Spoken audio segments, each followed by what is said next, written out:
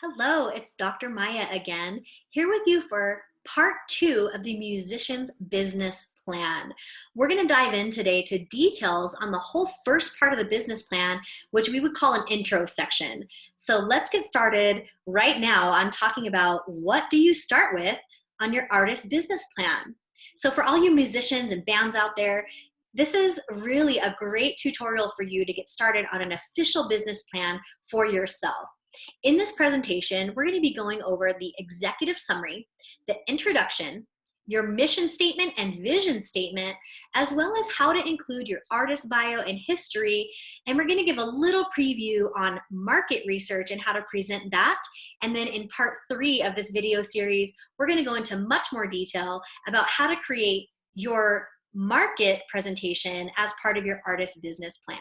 So let's get started with your executive summary. That's the first thing you're going to start out with on your artist business plan. And really you can think about this as your elevator pitch for your business plan. And so what do we really need to include in our executive summary? Now realize that when you're presenting your business plan, you're going to open up with a cover page, and then this is the very next thing the person is going to see. So you need to summarize the main points of your document, set the expectations, and really do that elevator pitch in attention grabbing that you can do at the very beginning of the presentation. Make me want to click for the next page, right? And so that's what we're going to do for our executive summary. Very, very simple, and it shouldn't be much longer than maybe one paragraph. You're going to want to keep your language really strong, positive, succinct, and make sure that you're tailoring it to whatever reader you've sent it to. So if that's an investor, a partnership of some kind you're trying to create, a sponsor, or somebody you're trying to work with like an artist manager, you want to tailor it to that particular reader. So for the examples I'm going to give you today, we're tailoring this presentation to an investor. So let's look at an example of your executive summary. This is a fake band that I'm making up, so we're just going to go with it.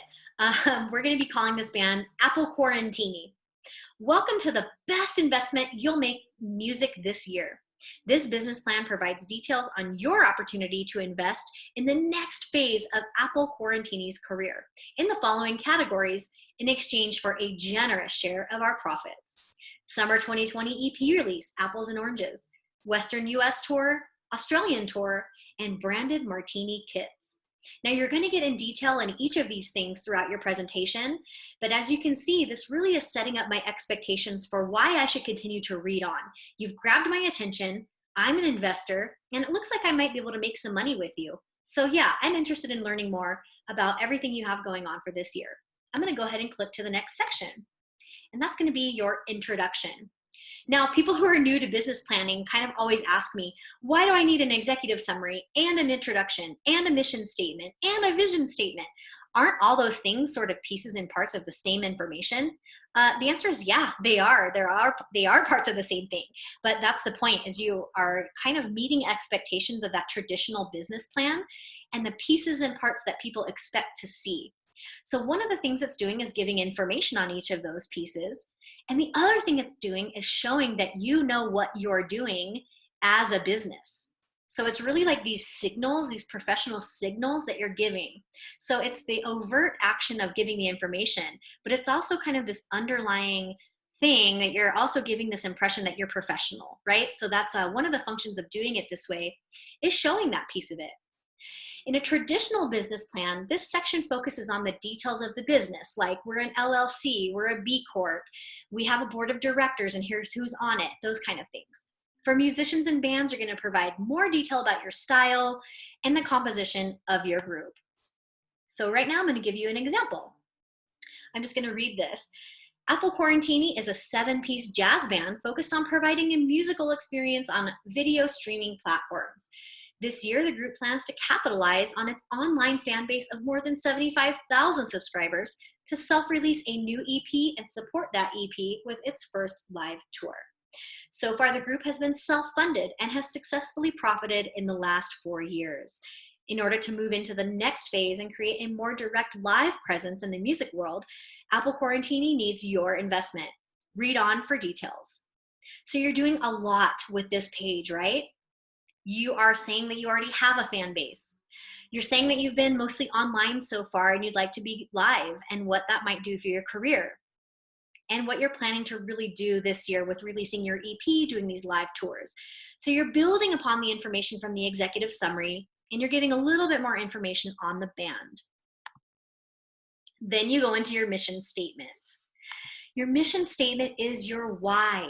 And if you watched my Branding for Artists and Musicians video, you will know that this is pretty much the same thing as your core brand statement. So guess what? You can just copy and paste that. And in our example that I'm about to show you, that's exactly what I did. So this is not going to be about Apple Quarantini. This is going to be about our band example that we used in the branding presentation, which I'll link below. So you really need to think about, why does your group exist, or why are you a musician at all? What is that passion inside of you that's driving you to be an artist or a musician? Really try to get this particular investor excited about joining that mission. Here's the example from the other presentation. We believe that laundromats are at the center of social life, and everyone should have access to live music when matching up those holy old socks. That's why we travel the country playing acoustic laundry music. Now that's a silly example, but that's the example that we gave in the branding presentation of the core brand statement. What do you stand for, and why are you doing what you do? If you don't know that within yourself, honey, get out your journal, because you need to figure it out. Do some meditation, do some prayer, whatever it is that you do to get that connection within your inner self. You have to do that, because everything flows from your why. And my why is helping you succeed and reach for your dreams. So that's why I'm doing this. That's why you should listen to me, because I care about really helping people that have that passion inside to figure out how to get it out and share it with the world in a way that is sustainable and profitable if you want to be in the music business. That's my why. So your mission statement's your why. Now we go to the vision statement. Your vision statement is sort of your how or your what piece of this. The vision is laying out your specific plans for the activities that you'd like to get funded. Now this could be, making a music video. This could be a new full-length album. This could be getting funding to get guest appearances on music that's already been recorded. It just depends on what your particular goals are and where you are in the process. It doesn't have to be a live tour or some of the things we're using in this example. That's another reason that you have to get deep within yourself and figure out what those plans and goals are, because you're going to talk about them in this presentation. This is a really great place to mention existing support. So if you've got 1,000 Patreon subscribers that pay you $4.99 a month to get access to specific community items or content that you're putting out, say that here. I'm already making X amount of dollars per month on my Patreon account by doing X, Y, and Z.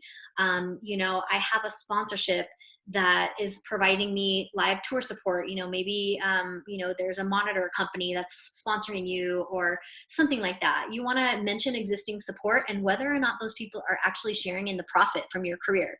If I'm an investor, now remember, we're talking to a specific audience with this presentation. And we have to remember that they want to know certain types of information. If I'm an investor, I want to know who else is making money off of this. Because however many 2%, 3%, 5, 10% is out there, that means I'm only making, another, 12% or 10% or whatever it is. If you guys have ever watched the show Shark Tank, you see the types of questions that these people will ask. For what percentage of the company? How are you evaluating that? Who else are you going to be sharing profits with? Because what that does is it shows them what opportunity is there for me here. And as an investor, the goal is to make money. So as much as we love our art and it's just coming right from our soul, right? We're cracking open our heart and we're writing these songs straight from the soul or whatever that might be. If you're an investor, you don't care about any of that. You care about how is that soul-bearing content landing with how big of an audience and how much money can I make? So, I'm sorry to kind of burst any kind of creative bubbles out there, but it's the music business. And if you're presenting this business plan to an investor, they do not care about the touchy-feelies as much as they care about the spreadsheets and the numbers. In part 3 of this video series, we are going to go into the numbers more, so stay tuned for that.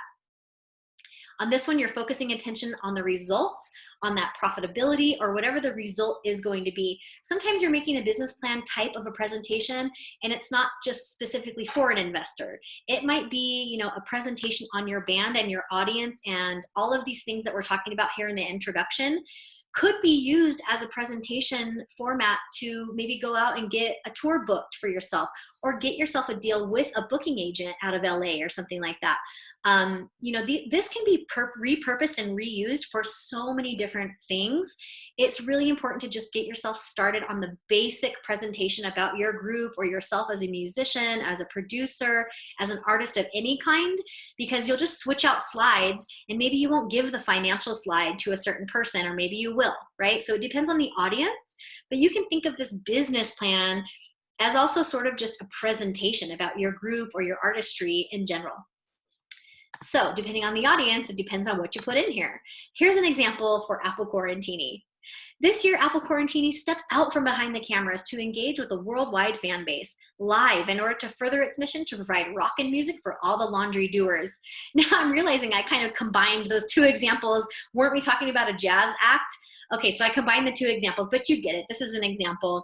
The group has already secured funding for a martini kit from Grey Goose Vodka and will be even more successful with your investment. Financial projections follow on slide, XYZ, or you can link out to, what I like to do is link out to a Google sheet that's just a view only, so that that person, if they have the link, they can go and view the financials right from here and come back to your presentation. So now we've changed Apple Quarantini into a laundry rock group. They used to be a jazz group at the beginning of the presentation, but that's okay. We're just kind of looking at examples of sort of how to present information. Now, the next stage that you go to is your artist bio and your history. Now you're going to get really deep into what have you done, who are you, who's a part of the group, and maybe even like some credentials. I'm in a music business program at, a certain university, or, we've been doing this as a band for 17 years, whatever it might be. I've been touring the country as a banjo player for 4 years in a row. I've never left my van, something like that, where you're giving like this credibility to further entice that person to now deal with you as a professional. I'm actually going to show you some real examples of students of mine and how they're presenting their artist bios here in a minute. But you always want to make sure you're doing a couple things with your artist bio.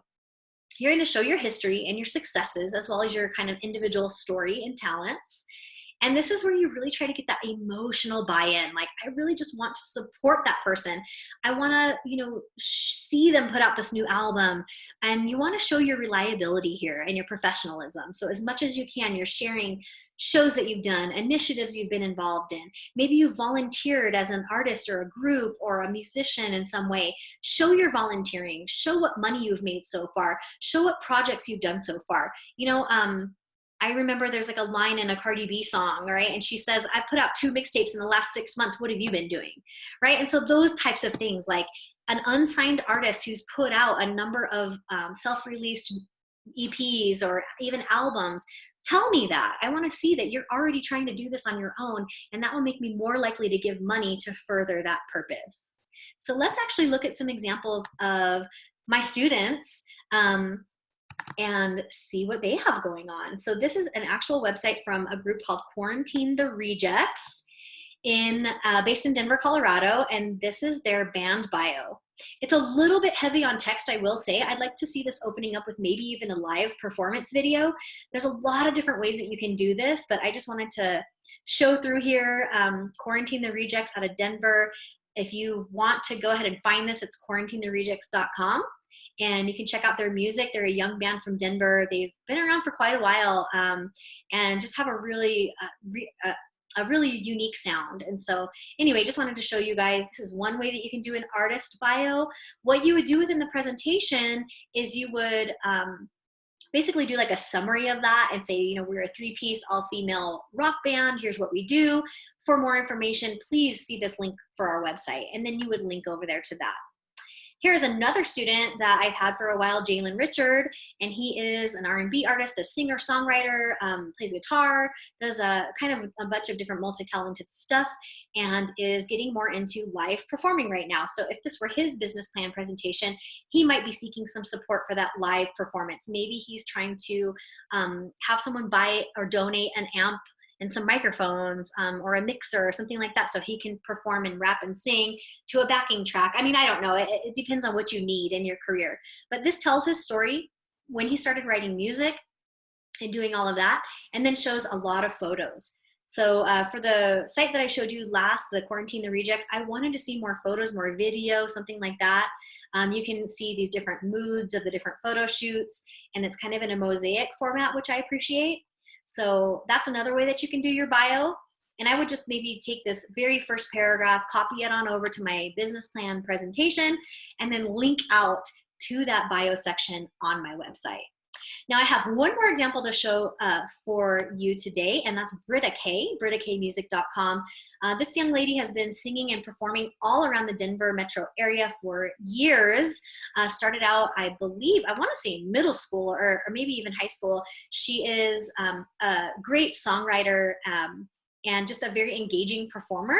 And she's performed live in my classes a couple of times without any hesitation. It's like, you want to perform? Yep, always has her guitar and is ready to go. That's actually a really great quality to have as an artist, is to show off your talents whenever you have the chance. So this young lady, this is her bio that she has. I was giving her some advice that I would like to see these photos maybe a little bit bigger, but this works just fine. This tells you how to get in touch with her if you'd like to stay in touch, following her on social media, and all of that good stuff. And it's going with her branding. She has this kind of light, bright pink sort of feel to what she does, but also has a little bit of an emotional pull. So I think the gray works there. So those are 3 examples of artist bios, of real artist bios of young up and coming acts that you should check out as you're watching this video. If any of these bands seem interesting, I will link their websites below. So that's how you would do your artist bio. And then the next thing is going to be your market. So this is where you start to get very businessy with the presentation. Up until now, you've been kind of in that space of passion, of creativity, of explaining your why and drawing that person in. Now, this is the part where you start to get businessy. So you're going to talk about the size and the depth of your market. If you know a little bit of data already, like maybe let's say you've been running Instagram ads and you can go on your analytics through Instagram, or even Facebook has that as well. Maybe you have an email list already and you know how many people are on that and what types of people there are. One of the things that we talked about in terms of marketing for artists in another video, marketing for musicians, was that you really need to focus and spend some time figuring out that avatar, or that buyer persona is sometimes what we call it, of your ideal audience member. It's things like demographics, psychographics, geographics. Where are these people? How do they access information? What ages are they? What stages of life are they in? And how are you trying to reach those people? So we talked about that a little bit in the marketing video, but in the business planning, you're getting a little bit more detailed on how many of these people exist. How many of these people can I sort of realistically reach with your investment, Mr. or Mrs. Investor, right? And so you're gonna have to do some industry research, some demographic research, understand your own audience that you have so far or that you're trying to go after. Understanding, how many tickets do you normally sell to a live show? How many downloads do you usually get for a new release? How many streams are you normally getting? Can you get any information about those people? And then taking that and extrapolating that out to the world or maybe to the nation or something like that, and how many people out there exist in that way. So hopefully we're getting into the millions here and saying, my primary audience, is college students between the ages of 18 and 24, and they're primarily female. And they really enjoy Christian rock music, right? Or something like that, right? And so you would then try to get information on the Christian rock genre and how many millions or billions of dollars is that genre worth in the music industry. And in and among that, can I split that out and say, okay, normally, according to US Census data, about 52% of people in general in the United States are female. And then you would extrapolate further and say, of those females, X amount of percent, 20% of those are actually within my age range of 18 to 24 years old. And then among those people, only 10% of those people are actually going to college. I hope it's more. Maybe it's more like 50% of those people are in college. And so you can kind of see where I'm going with this, right? Where you would kind of get the basic information and then try to get demographics, geographics, psychographics. Psychographics just means, what are the interests? And you can do this with Facebook ads. If any of you have tried to do a Facebook ad before and you're setting up the audience, this also applies to Instagram. They're the same thing. If you're doing the Facebook ads manager, you're also posting those onto Instagram, FYI. So for Facebook and IG, you can set up audiences based on psychographics, and it's amazing how much information is out there that they know about us, like understanding when somebody is likely to make a purchase.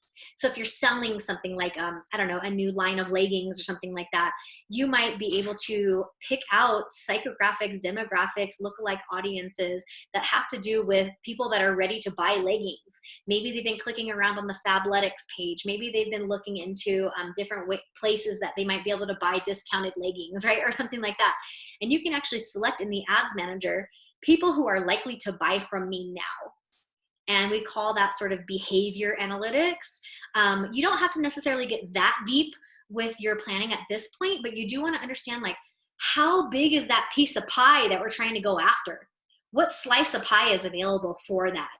And so that's one of the things that you are going to put into your market piece of your presentation. As you can tell, that takes a lot more in-depth knowledge. So stay tuned for part 3 of this video series, where we go into more of the numbers on your market size as well as your financial projections. This is Dr. Maya. I'll see you very soon.